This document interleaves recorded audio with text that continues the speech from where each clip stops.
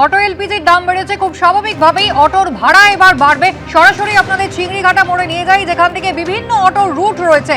রাতারাতি অটোর ভাড়া কিন্তু বেড়ে গিয়েছে। পার্থপ্রতিম ঘোষ আরো বিস্তারিত আমাদের জানাবেন। পার্থ, দেখো, নানা সমস্যার মধ্যে পড়েছেন অটো চালকেরা। তারা যখন গ্যাস ভরতে যাচ্ছেন, এলপিজি নিতে যাচ্ছেন, সেখানে গিয়ে পাচ্ছেন না। যে জায়গায় ট্যাঙ্ক এসে পৌঁছাচ্ছে সঙ্গে সঙ্গে ছুটছে দীর্ঘ লাইন। এবং এই মুহূর্তে আমরা যে জায়গায় দাঁড়িয়ে রয়েছি এটা হচ্ছে চিংড়িঘাটাতে, এবং যেখান থেকে হচ্ছে একেবারে এসডিএফ স্বাস্থ্য ভবন পর্যন্ত অটো যায়। সেই অটোর ভাড়া ওনারা বাড়িয়েছেন এবং 3 টাকা করে ভাড়া বেড়েছে এবং 2 টাকা করে ভাড়া বেড়েছে। এবং এই যে আপনার সঙ্গে কথা বলছিলাম যে বিষয়, যে অটো চালাতে গিয়ে যে সমস্যাটা হচ্ছে, এবং আপনারা বলছেন অনেকদিন আগে ভাড়া যেটা ছিল বর্তমানে আবারও বাড়লো। ইমিডিয়েট বাড়াতে হলো কেন? ইমিডিয়েট বাড়াতে হলো তার কারণ হচ্ছে, প্রথম কথা হচ্ছে আমাদের 5 বছর 5.5 বছর ভাড়া বাড়েনি।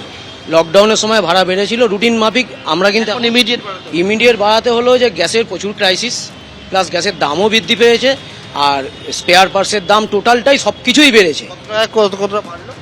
আমাদের মোটামুটি আমরা এসডিএফ পর্যন্ত যাই, স্বাস্থ্য ভবন 2 টাকা বেড়েছে, আর এসডিএফ পর্যন্ত 3 টাকা বেড়েছে। ভাড়াটা কত ছিল? ভাড়াটা ছিল 15 টাকা ছিল, যেটা 17 টাকা হয়েছে। আর স্বাস্থ্য ভবন আর এসডিএফ যেটা 15 টাকা ছিল সেটা 18 টাকা হয়েছে। বাড়াতে বাধ্য হলাম তার মূল কারণ হচ্ছে আমাদের চিংড়িঘাটের জ্যাম তো মোটামুটি আপনারা সবাই জানেন।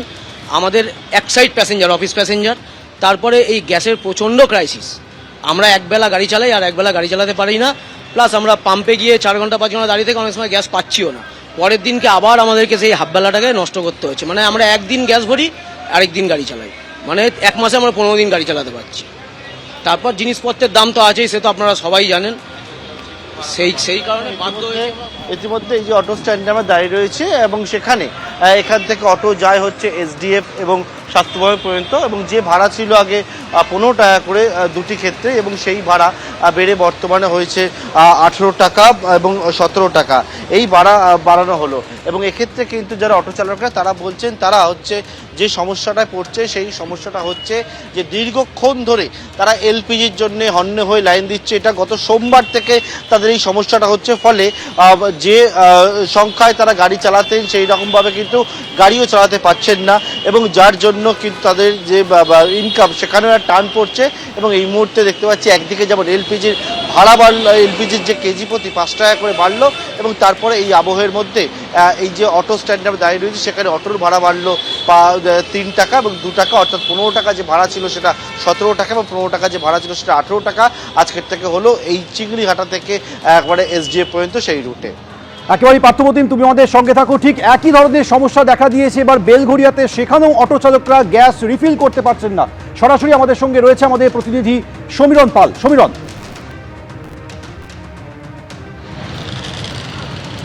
হ্যাঁ দেখো সৌমেন, আমরা এই মুহূর্তে রয়েছি একেবারে নীলগঞ্জ রোডে বেলঘড়িয়াতে। সেখানে আমরা দেখতে পাচ্ছি যে ভোর রাত থেকে লম্বা লাইনে দাঁড়িয়ে রয়েছে অটো চালকরা। ক্যামেরাম্যান অভিজিৎ দত্ত তোমাকে ছবিটা দেখাচ্ছে। আমরা যেখানে দাঁড়িয়ে আছি নীলগঞ্জ রোডের একটা রিফিলিং সেন্টার বেলঘড়িয়া। সেখানে দীর্ঘ লাইন, সেই লাইন নীলগঞ্জ রোড ছাড়িয়ে বিটি রোড পর্যন্ত চলে গেছে, এবং ভোর রাত থেকে লাইনে দাঁড়িয়েছেন যে সমস্ত অটো চালকরা, তাদের সাথে কথা বলে নেবো। আপনারা এত লম্বা লাইনে কখন থেকে দাঁড়িয়েছেন? আজকে আমি এখানে এসেছি ভোর 4:45টায় লাইন দিয়েছি। এখন অবধি আমি গ্যাসের সামনে যেতে পারিনি। প্রচণ্ড প্রবলেমের অসুবিধার মধ্যে আমরা পড়ে গেছি। এখানে শুধু আমরা তো নয়, আমরা ড্রাইভাররা শুধু প্রবলেমে পড়িনি, আজকে নিত্যযাত্রী যারা অফিস যাতায়াত করে তাদের ক্ষেত্রে বিশাল সমস্যা হয়ে দাঁড়িয়েছে। তারা গাড়ি যেতে পারছেন না। ওনারা ম্যাক্সিমাম গাড়ি আমাদের এই গ্যাসের এখানে আটকে আছে। তাহলে অটো পরিষেবা কি ব্যাহত হচ্ছে? একটু হচ্ছে তো। কোন রুটে চালান? আমরা অনন্য পঞ্চমতলা থেকে রুটটা চালু আছে। আমাদের ওখানে মোটামুটি 12টা অটো রুটে গাড়ি চলছে, বাদ বাকি সব অটো লাইনেই দাঁড়িয়ে আছে। এই গ্যাস আমরা পাচ্ছি না। এর মধ্যে খুব তার মধ্যে দাম বাড়িয়েছে 5 টাকা, ওইটা আমাদের কাছে বড় কথা না, কিন্তু যে পরিষেবাটা এখানে পাচ্ছি না ঠিক মতো। মানে একটা পাম্পেই দিচ্ছে, সব পাম্প বন্ধ করে দিচ্ছে। ওখানে নেই, এই তো 11 নম্বরে ডাল্লাবে সবই বন্ধ আছে, খালি এইটাতেই দিচ্ছে। হ্যাঁ, তুমি দেখতে পাচ্ছ যে পাম্পিং স্টেশনের ছবি অভিজিৎ দেখাচ্ছে, যে একেবারে সমস্ত পাম্প বন্ধ। অর্থাৎ বিটি রোডে ব্যারাকপুর থেকে সিতিরমোড় পর্যন্ত সমস্ত পাম্প বন্ধ। অর্থাৎ বেলঘড়িয়া নীলগঞ্জ রোডের এই পাম্পটি খোলা রয়েছে এবং সেখানে রিফিলিং করা হচ্ছে। আপনারা এখানে রয়েছেন, এখানে এত ভিড় কিভাবে সামলাচ্ছেন? কষ্ট হচ্ছে, সামলাতে হচ্ছে। সকালে গন্ডগোল ওই রেট নিয়ে গন্ডগোল হয়েছিল। এবং এখানে যেহেতু লম্বা লাইন, তুমি দেখতে পাচ্ছ যে একেবারে লম্বা লাইন, অর্থাৎ রাস্তার দুপ্রান্ত থেকে অটো চালকরা অটো নিয়ে আসছেন। বিটি রোড পর্যন্ত লাইন পৌঁছে গেছে, কেউ রাত 3টে, কেউ রাত 2টোয় লাইনে দাঁড়িয়েছেন অটোতে রিফিলিং করার জন্য। এবং তাদের প্রত্যেকেরই বক্তব্য যে এই সমস্ত এলাকায় আশপাশে কোথাও এই এলপিজি রিফিলিং সেন্টারে কোথাও এলপিজি নেই, অর্থাৎ গ্যাস নেই, অর্থাৎ অটোতে গ্যাস তারা ভরতে পারছেন না। আর সেই কারণে তারা বেলঘড়িয়াতে এসছেন এই নীলগঞ্জ রোডে। একেবারে বেলঘড়িয়া এসছেন, কিন্তু সেখানে এসেও তারা রিফিল করতে পারছে না। তুমি আমাদের সঙ্গে থাকো সমীরণ। আর এরই মাঝে এবার জানা যাচ্ছে যে বেআইনিভাবে গ্যাস সিলিন্ডার মজুতের অভিযোগে একজনকে পুলিশ গ্রেপ্তার করেছে।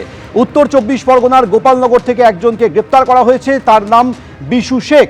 বেআইনিভাবে বেশ কিছু সিলিন্ডার সে মজুত করে রেখেছিল। গোপন সূত্রে খবর পেয়ে পুলিশ অভিযান চালায়, সেই সিলিন্ডারগুলি বাজেয়াপ্ত করা হয়েছে এবং বিশু শেখকে গ্রেপ্তার করা হয়েছে। আরও একবার কথা বলবো, আমাদের প্রতিনিধি সমীরণ পাল রয়েছে, বিস্তারিত বলবেন। সমীরণ, কি জানা যাচ্ছে?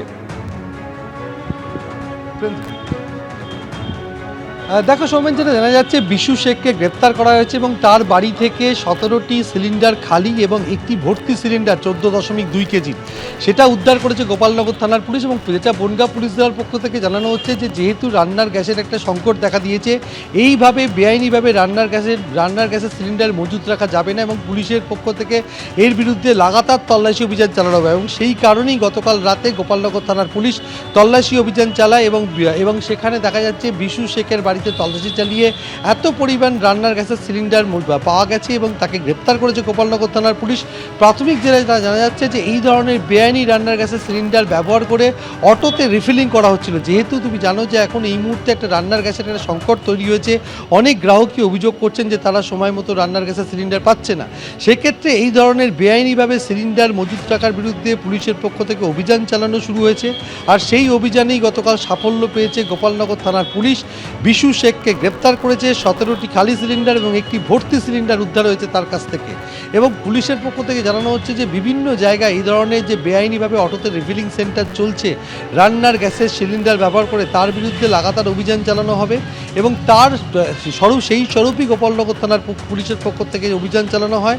একেবারে একজনকে গ্রেপ্তার করা হয়েছে। ধন্যবাদ সমীরণ। অর্থাৎ একদিকে সাধারণ মানুষ, গ্রাহক, তারা রান্নার গ্যাস পাচ্ছে না, তার মধ্যে আবার কালোবাজারি চলছে, সেই অভিযোগে পুলিশ একজনকে গ্রেপ্তার করেছে। সিএতে আবেদন করে মিলল ভারতীয় নাগরিকত্ব।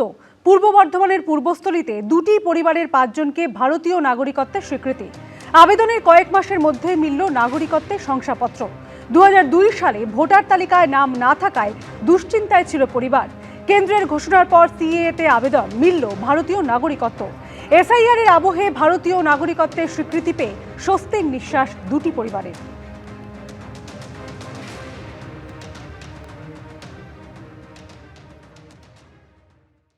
এবিপি আনন্দ, এগিয়ে থাকে, এগিয়ে রাখে।